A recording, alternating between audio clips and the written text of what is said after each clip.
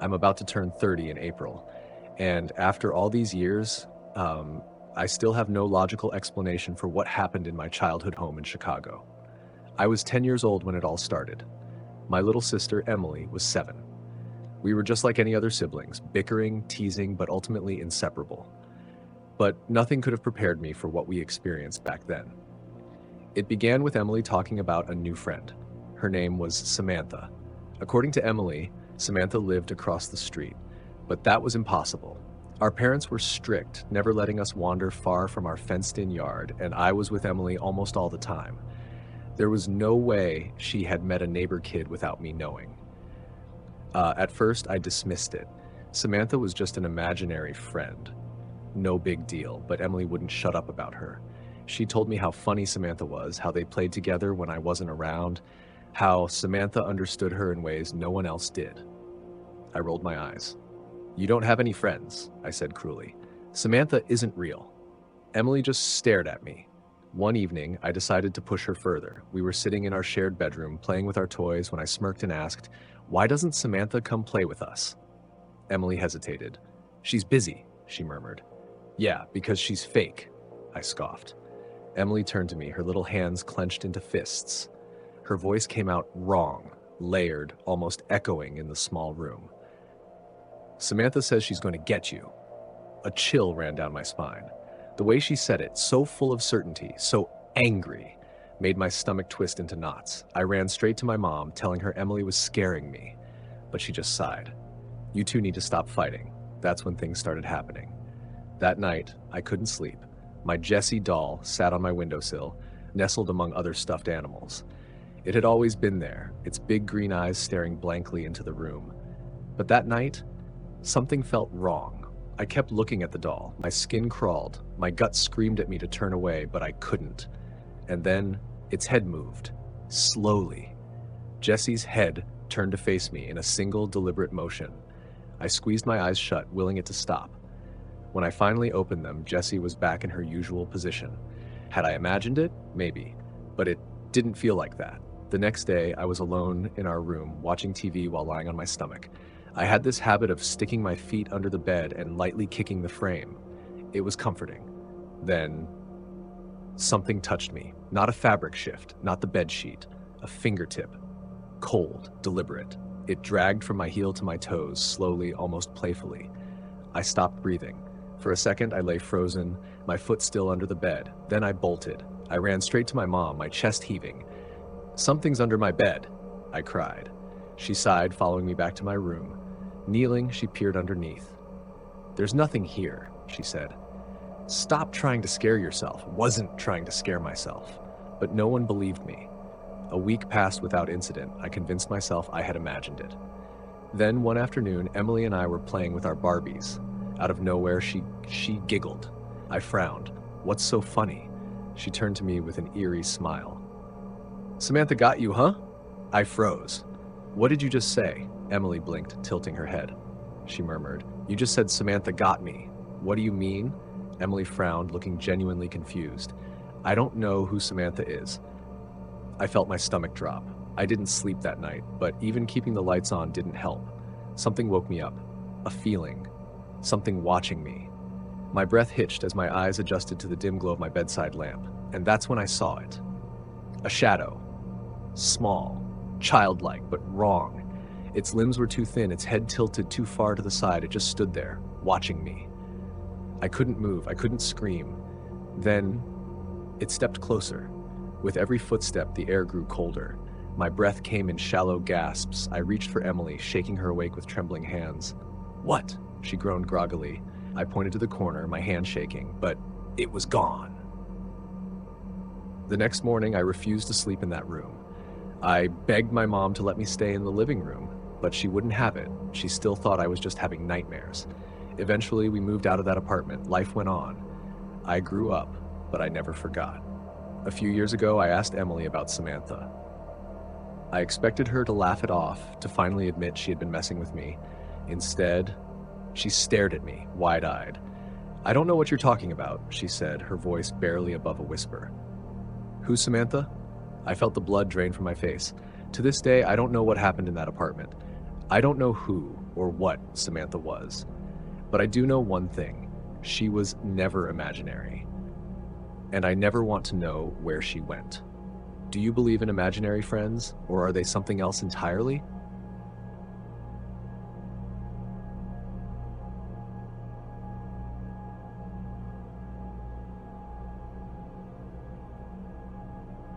The bus rumbled along the winding road, its engine groaning with every agonizing climb. I sat by the window, as I always did, watching the trees blur past in a sickly green haze. My mother sat beside me, scrolling through her phone, completely detached from the world outside. I hated long bus rides. The nausea, the way the air grew stale with every passing mile. The only thing that helped was cracking the window open, the rush of fresh air keeping the sickness at bay. But that day, the window wouldn't budge. I frowned, pressing harder, but it was stuck. The glass felt oddly warm beneath my fingertips. That's when I saw it. A thin black streak stretching downward from the sky like a writhing tentacle. I blinked. Maybe it was just a smudge, a trick of the light. Then it moved. A sickening, slithering motion. My stomach twisted as I pressed closer, trying to get a better look. My breath hitched. It wasn't on the window, it was in the sky. "Mom," I whispered, my throat dry. "Do you see that?" She barely glanced up, irritation flickering across her face. "See what, sweetheart?" "That thing. In the sky. It looks like a tentacle." She sighed, shaking her head. "You've been watching too many horror movies." I clenched my fists. She wasn't taking me seriously. My phone was dead, so I had no way to prove it. But as I turned back to the window, more of them appeared. Black, slithering tendrils unfurling from the churning clouds, this reaching, searching. No one else on the bus seemed to notice. The sky darkened, but not like an approaching storm. It thickened. The air grew dense, pressing against my skin, making my ears pop like we were sinking into deep water. A low hum reverberated through the bus, rattling the windows. The tendrils lengthened, slithering downward. One brushed the treetops. The branches recoiled, twisting unnaturally away from its touch, as though afraid. A deep, primal terror clawed at my chest. I grabbed my mother's arm, my fingers digging in. "Mom, look at the sky, please." She sighed, exasperated, but finally turned, and for a brief, fleeting moment, I saw something flicker in her expression. Confusion, fear. Then she shook her head, forcing a smile. "It's just storm clouds, honey." "No, it's moving. It's..." The bus jerked violently. Tires screeched. Passengers screamed. The driver lost control, and the bus lurched sideways. My stomach plunged. A deafening crunch. The bus skidded off the road, tilting, rolling. My head slammed against the window. Then, darkness. When I came to, the world was silent. The bus lay on its side, metal groaning as it settled into the dirt. Shattered glass littered the ground, glinting like broken stars in the dim light. Wind howled through the gaping windshield. Groaning, I unbuckled myself, pain flaring through my ribs. "Mom?" My voice was hoarse, barely above a whisper. She lay beside me and had blood trickling down her forehead. I shook her, panic squeezing my chest. "Mom, wake up!" She stirred, groaning softly. Relief hit me like a punch to the gut. She was alive. Around us, other passengers moaned in pain. Some weren't moving at all. Then I heard it. A wet, slithering sound. I turned toward the road. The sky was no longer dark. It was black. A suffocating, ink-black void. The tendrils had multiplied, writhing like a nest of living shadows. One of them slithered toward the wreckage, curling around the twisted metal of the bus, testing, tasting. My breath caught. This was real. It was happening. I grabbed my mother's hand, shaking her harder. "Mom, we have to go. Now." She blinked groggily. "What happened?" "The bus crashed, but we need to get out of here." Other passengers were crawling out of the wreckage. Some were limping, some crying. Then the screaming started. A man in a blue jacket was yanked off the ground. One of the tendrils had him. He thrashed, shrieking, but it squeezed tighter. Snap. His ribs caved in. Blood gushed from his mouth as the tendril yanked him upward, swallowing him into the abyss. Gone. Panic exploded. People shoved, scrambled over each other, desperate to flee. I pulled my mother up. We had to run. We had to. Outside, the world was wrong. The trees twisted, writhing as if trying to flee. The road was cracked, veins of blackness pulsing through it like spreading disease. The tendrils moved with purpose. Hunting. A group of survivors bolted toward a gas station down the road. I grabbed my mother's hand. "We have to go. Now." We sprinted. Behind us, people were snatched, their screams cut off as they were pulled into the sky. We reached the gas station, throwing ourselves inside. A handful of others had made it. An old man behind the counter was loading a shotgun, his hands shaking. "I've seen this before," he muttered. I turned to him, my chest heaving. "Seen what?" His eyes were hollow. "The sky." The lights flickered. Outside, the turtles coiled around the gas station sign, pulling it down with an ear-splitting crash. My mother's voice was barely a whisper. "We're not safe here." The old man gripped the shotgun tighter. "Nowhere is." Then the windows shattered. The black tendrils slithered in. A woman in a red dress barely had time to scream before one yanked her through the glass. I grabbed a metal pole, knife swinging wildly as a tendril lunged for me. It recoiled with a shriek, but more were coming. "The trapdoor!" the old man shouted. We ran. One of them snagged my ankle. I screamed, kicking desperately. My mother grabbed me, pulling with everything she had. For a moment, I thought I was going to die. Then I broke free. We tumbled through the trapdoor, slamming it shut behind us. The world above roared. In the dim, flickering lantern light of the underground shelter, we huddled together. The old man exhaled, his face carved with something worse than fear. "This ain't over," he murmured. "It never is." I stared at my mother, my heart pounding. Outside, the sky writhed.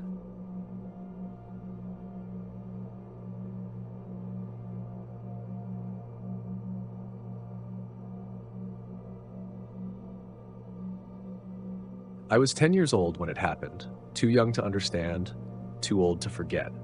Even now, years later, the memory clings to me like a second skin, refusing to fade, lurking in the shadows of my mind, waiting for the right moment to remind me that it was real. It all started when my family was invited to my uncle's house. He was a well-respected man, high up in the police force, and his wealth showed. His bungalow was massive, 2 stories, sprawling gardens, and an eerie silence at night that never sat well with me. I was excited to visit. My older cousin Aisha was 11 years older than me, and we had always shared a special bond. Her younger brother, Rohan, was 7 but had trouble communicating due to his autism. We loved him dearly, but our conversations were limited. Aisha was the one I spent most of my time with. One evening, after a long day of touring the city, I convinced my mother to let me sleep in Aisha's room. She agreed, exhausted from the trip.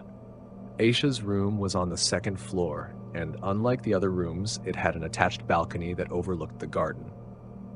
I had always found it beautiful in the daylight, but at night, the view took on a different character, one I would never forget. I was tired, yet sleep refused to come. Aisha had dozed off beside me, her steady breathing a rhythmic reminder of her presence. The silence in the room was unnatural, pressing against my ears like something alive. The stillness made my skin prickle, my senses hyper-aware. Something about that night felt wrong. I turned onto my side, staring at the ceiling. Then, the curiosity of a restless child took hold of me. Aisha's room was different from mine, older, filled with trinkets and books, a space that felt lived in. The idea of exploring her room quietly thrilled me. I tiptoed across the room and found myself at the balcony door. The glass was cold under my fingertips as I pushed it open, stepping onto the terrace. A light breeze kissed my face, but the air was heavier than it should have been. Thick, suffocating, charged with something unseen. I looked down at the garden. At first, nothing seemed out of place.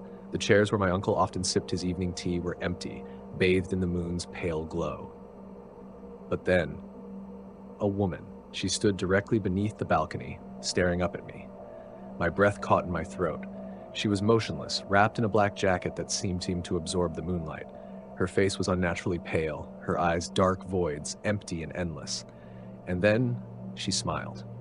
Not a normal smile. Too wide, too forced, like she was mimicking human expression rather than feeling it. A sickening wrongness filled the air, pressing against my chest like a weight. My body locked in place, but my mind screamed at me to move, and then she jumped. Not like a person, not with effort. She shot upward, her body rising unnaturally fast, arms outstretched, fingers reaching for me. I stumbled back, my foot catching on the threshold as I collapsed onto the floor. My heart pounded so violently I thought it would burst from my ribs. With shaking hands, I grabbed the balcony door and slammed it shut, fingers fumbling with the lock. A whisper of laughter, low, raspy, inhuman, curled through the air just before I scrambled back to the bed, yanking the blanket over me. I shook Aisha awake, my voice a whisper of terror. I saw something, I choked out. She groaned, rolling over. Just sleep. But how could I? The image of that woman's face was seared into my mind, her dead eyes, her grotesque, unnatural grin. I squeezed my eyes shut, willing myself to believe it was exhaustion playing tricks on me. Morning came like a cruel joke. The sun cast golden light over the garden, turning the nightmare into something distant, something my family would dismiss as a child's overactive imagination. But I knew better. I ran to the balcony, my breath held tight in my chest. The garden was peaceful. My uncle sat in his usual chair, sipping tea, completely unaware of the horror I had witnessed. When I told my family, they brushed it off. Just a nightmare, they said. Your mind playing tricks. But I knew what I had seen. I had felt the terror, the weight of her stare. That night, my father took my fears seriously. He and my uncle checked the balcony and the garden around the same time I had seen the woman. They found nothing, no footprints, no signs that anyone had been there. And yet, I wasn't convinced. Because that night, when I was forced to sleep in Aisha's room again, I felt it, a presence. It started as a whisper in the wind, a shift in the air that sent a chill down my spine. I kept my eyes shut, too afraid to look. Then, the doorknob to the balcony rattled. Once, twice. Then, a slow, deliberate tap against the glass. My breath froze in my lungs. My hands clutched the blanket, nails digging into my palm. The tapping continued. Slow, steady. She knew I was awake. I wanted to scream, to wake Aisha, but my voice was trapped in my throat. Then, silence. I stayed awake until dawn, my body trembling beneath the covers. When morning came, the door was still locked. But the glass bore faint fingerprints, long, thin fingers smeared across the surface. I never slept in that room again. Years later, I searched for answers. I found out that before my uncle built the house, the land had a dark history. A woman had lived there, a woman accused of witchcraft, a woman who had been outcast, scorned, feared. Some said she had been pushed from a height. Others claimed she had jumped, her last expression frozen in a wide, eerie smile. To this day, I wonder, did she jump, or was she trying to reach me?